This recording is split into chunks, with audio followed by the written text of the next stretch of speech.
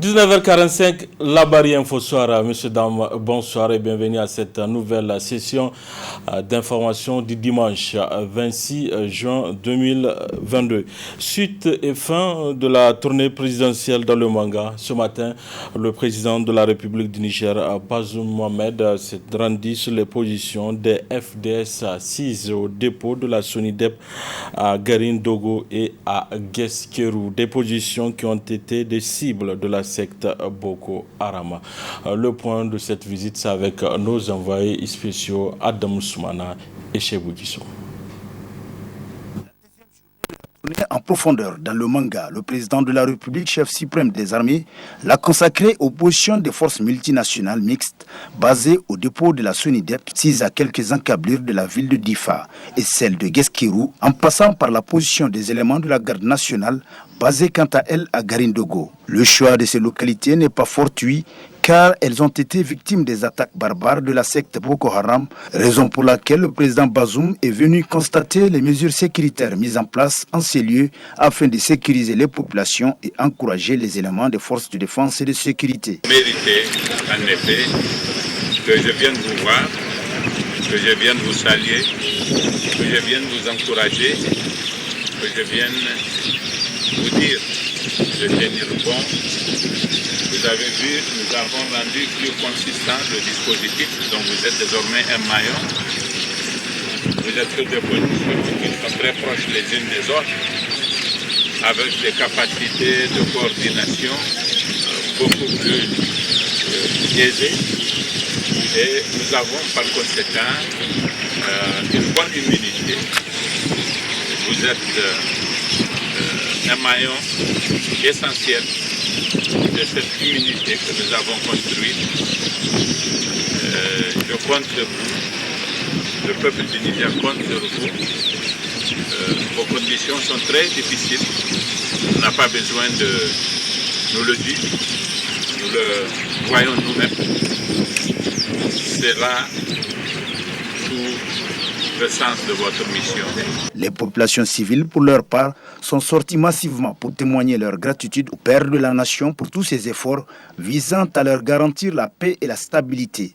Ce ne sont pas les habitants de Dialori et Malambalori qui diront le contraire, car ayant regagné les terres de leurs ancêtres qu'ils étaient contraints d'abandonner pour fuir les exactions de Boko Haram. Notons par ailleurs qu'après cette visite terrain, le chef de l'État a rencontré les acteurs de la médiation de conflits entre communautés pastorales et accordé des audiences aux repentis, les représentants des partis politiques, la chefferie traditionnelle et autres. 4460 déplacés internes dans la commune rurale de Tondikiwindi, département de Walam, région de Tillabéri, décident de retourner volontairement dans leurs différents villages après le retour progressif de la paix. C'est le directeur de cabinet adjoint du président de la République qui a présidé la cérémonie du rapatriement de ces déplacés soutenus par l'État. Ismaël Moumouni, Boubacar Souley. La psychose orchestrée par des hommes armés non étatiques dans la région de Tillabéri a contraint plus de 625 familles dans la commune de Tondikiwindi à abandonner leurs terres. Avec le retour progressif de la sécurité dans la zone, grâce aux autorités, ces déplacés internes décident de retourner volontairement dans leur terroir.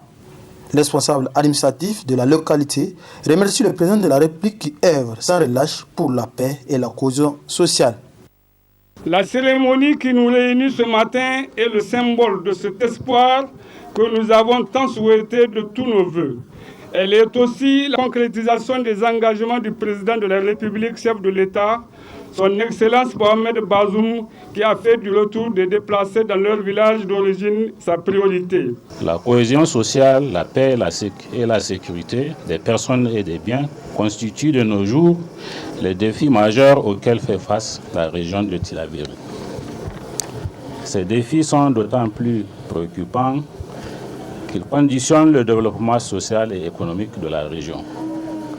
Aujourd'hui, Dieu merci, nous cheminons progressivement vers cette paix tant recherchée et durable.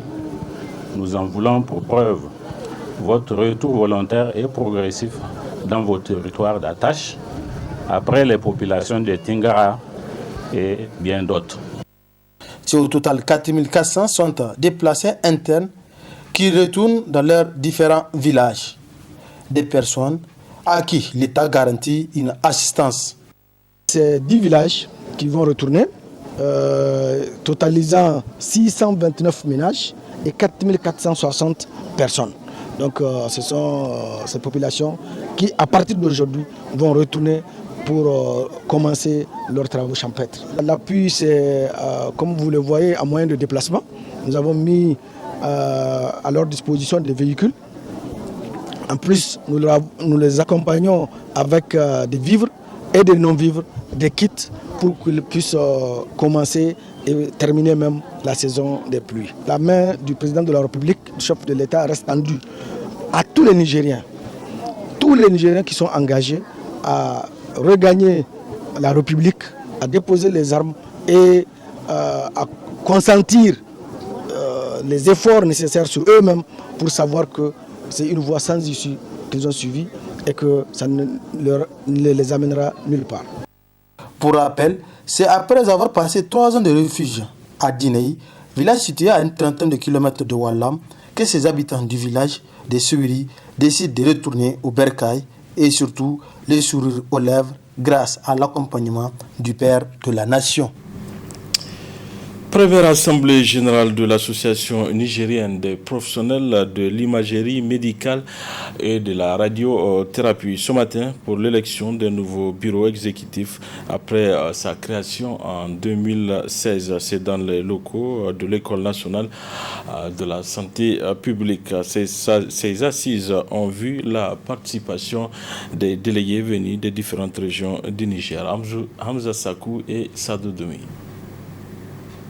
Faire rayonner le cadre professionnel de l'imagerie médicale et surtout faire reconnaître l'imagerie dans la prise en charge curative et préventive des malades, tels sont entre autres objectifs de l'association nigérienne des professionnels de l'imagerie médicale et de la radiothérapie. Une dernière qui vient par la présente cérémonie procéder au renouvellement du bureau provisoire. C'est pour nous un grand et réel plaisir de nous retrouver et très chaleureusement que nous vous accueillons chacun d'entre vous au nom de notre jeune association, Empire, Association nigérienne du personnel en imagerie médicale et radiothérapie, dont la création remonte en février 2016 et depuis leur quai des chemins fait jusqu'à l'obtention de l'agrément accordé par le ministère de l'Intérieur sous le numéro 0321 MSPD DGAP J-DL du 20 avril 2020. Cette journée est un moment décisif dans la vie de notre jeune association qui comptabilise à peu près 200 adhérents. Au cours de cette journée, nous allons procéder à l'élection des nouveaux membres du bureau exécutif de l'Empire. Permettez-moi de vous annoncer que notre bilan se résume juste aux démarches entreprises pour l'obtention de l'agrément de l'association et l'organisation de l'Assemblée générale élective qui fut reportée sine die du fait de l'apparition de la pandémie du Covid-19. Et c'est pour être à règle vis-à-vis des textes de notre association que nous convoquons cette Assemblée générale élective aujourd'hui. Après son élection, le nouveau président de la dite association a rappelé à ses camarades leur mission. Nous voilà au terme de nos assises et nous vous remercions pour la confiance renouvelée.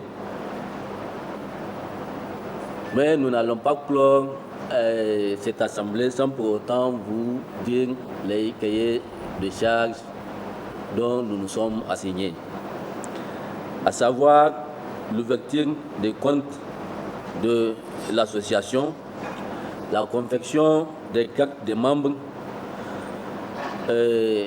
chercher une collaboration avec la Société nigérienne d'imagerie médicale pour une amélioration de la formation de nos camarades, la rédaction d'un plan d'action dans le domaine de la sensibilisation et de la formation de nos membres, la préparation des dossiers de l'Empire pour l'adhésion aux associations sous-régionales et régionales. Sur ce, chers camarades, nous clôturons notre première Assemblée nationale ordinaire. Ce bureau, composé en majorité des radiologues issus des 8 régions du pays, tient désormais la destinée de cette association pour un mandat de 3 ans. La première vague des pèlerins nigériens qui se trouvent en Arabie Saoudite pour les rites du Hajj 2022 ont déjà effectué les visites sur plusieurs sites religieux de Médine où ils poursuivent leur séjour. Dans ces lots de ces pèlerins, un nombre important de ceux convoyés par l'agence Saouki Voyage de Cheikh Abbas Ibrahim. Le précision avec Hassan Saleh Moussa. Parmi les premiers pèlerins nigériens qui ont eu la chance de fouler la terre saoudienne pour effectuer les rites du Hajj 2022 figurent ceux de l'agence Saouki Voyage. Grâce à l'engagement et au souci de faire honorer sa promesse, le directeur général de la dite agence El Hajj Cheikh Abbas Ibrahim a créé toutes les conditions pour que ces pèlerins figurent parmi la première vague de pèlerins qui ont été acheminés. Il séjourne actuellement à Médine depuis le 24 juin 2022. Ainsi, sous la supervision des encadreurs de la dite agence, les pèlerins ont effectué des visites entre samedi et ce dimanche dans plusieurs mosquées et sites touristiques de Médine. Ainsi, ils se sont rendus à la mosquée du prophète Mohammed paix et salut sur lui et à la Roda, la tombe du prophète Mohammed paix et salut sur lui. La mosquée Aboubakar Siddiq Omar bin Khattab, la mosquée Kouba, la mosquée Kibla Tayin et celle de Ouhoudou et le cimetière de Bakia. Tous ces sites ont été visités à la grande satisfaction des pèlerins. Tout s'est bien déroulé sans problème.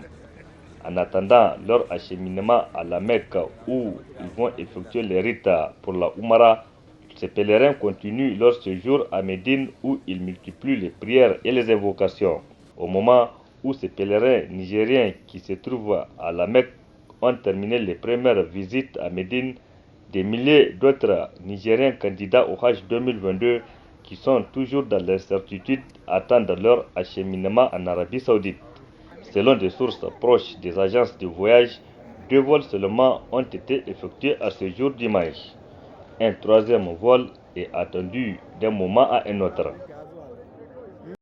La 2e édition de la Journée internationale de la mode éthique JIM a pris fin hier tard dans la nuit au Centre international de conférence Mahatma Gandhi à travers un défilé de mode caractérisant les collections des différents pays participants.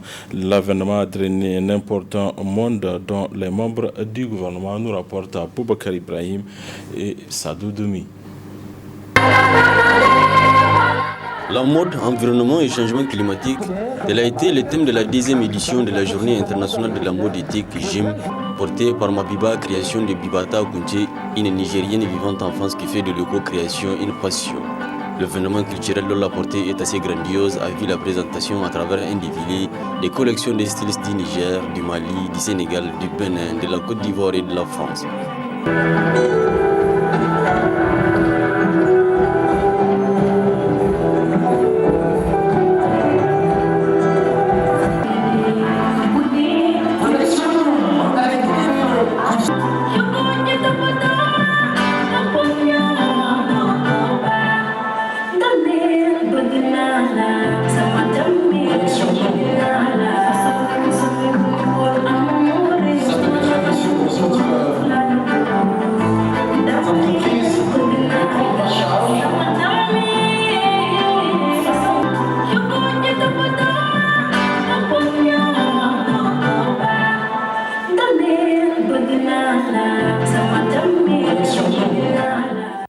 Occasion pour la fondatrice de la marque Mabiba Création de préciser les objectifs tout en remerciant tous ceux grâce à qui l'organisation de la JIM lui a été rendue possible.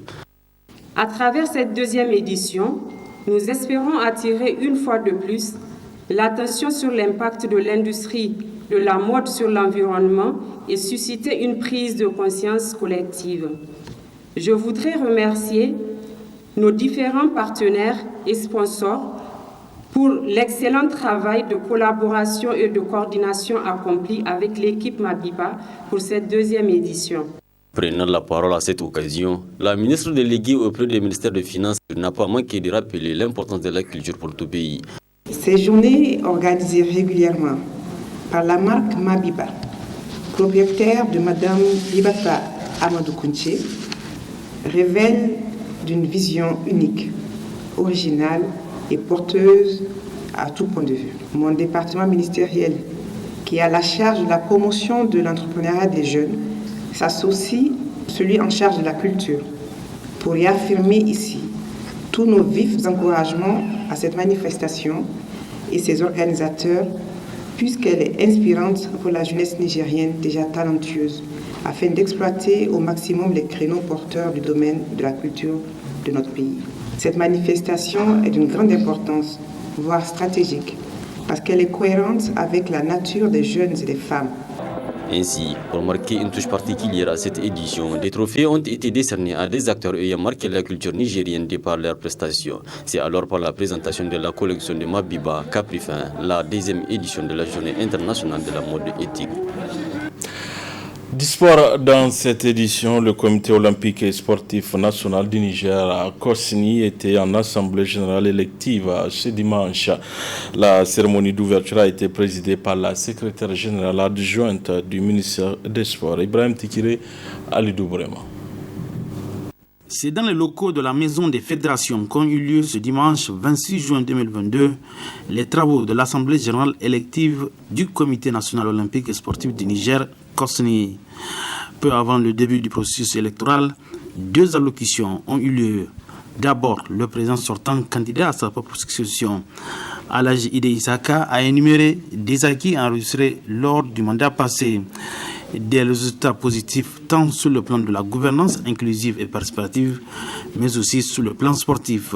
De même, le nombre grandissant de dirigeants sportifs nigériens élus dans des instances continentales et internationales constitue autant de motifs de fierté et témoigne à souhait de la qualité du leadership et de la vitalité de notre vie associative.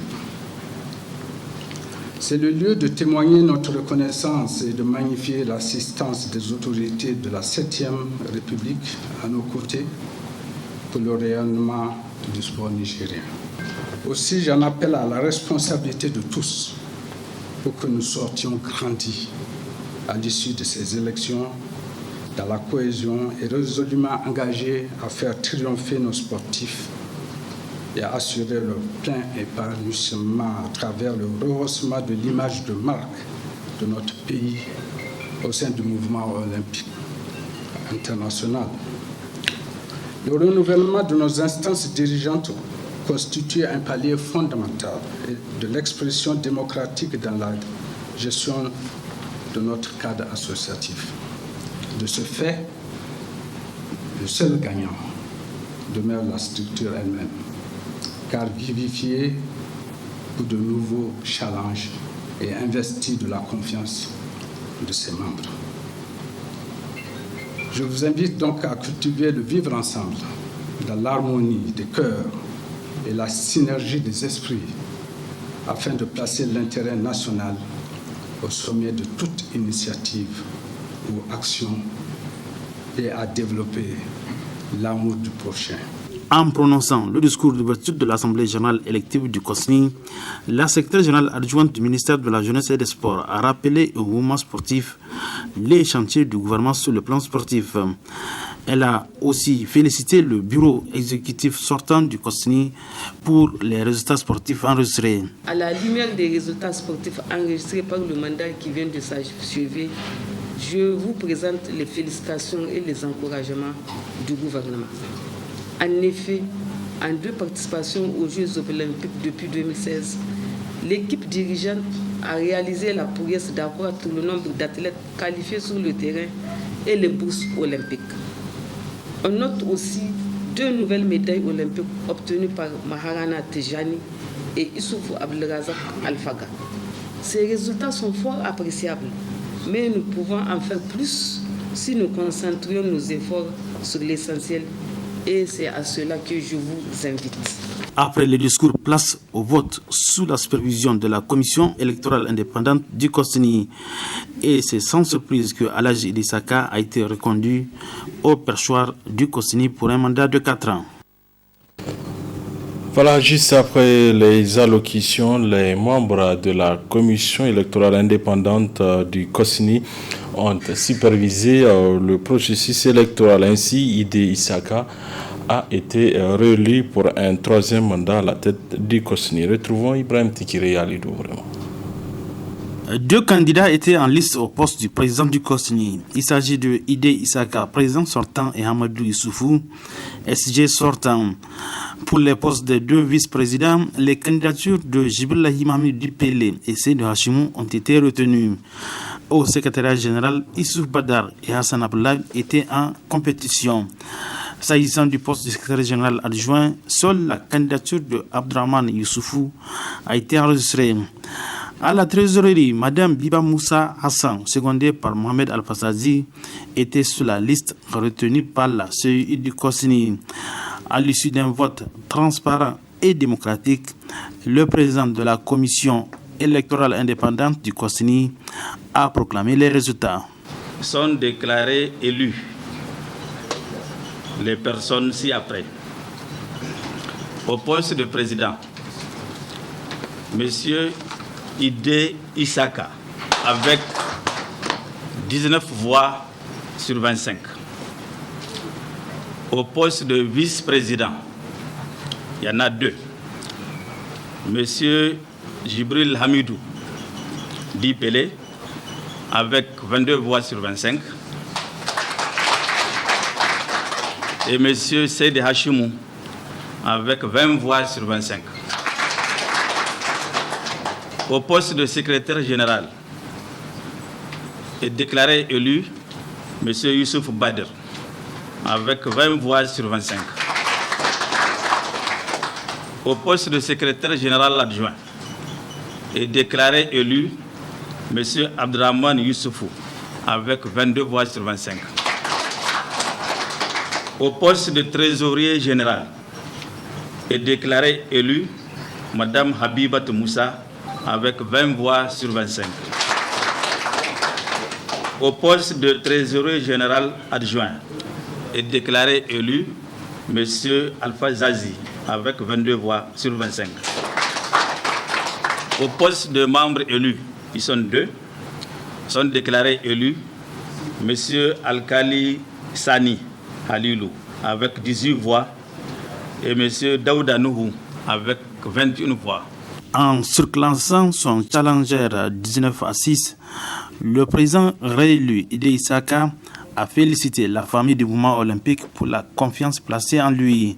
Je voudrais, Madame et Messieurs les membres les présidents de la fédération, vous remercier pour la confiance que vous m'avez personnellement renouvelée et celle que vous avez placée à la nouvelle équipe avec laquelle nous allons nous acheminer pour vous satisfaire et pour travailler avec vous durant le prochain mandat.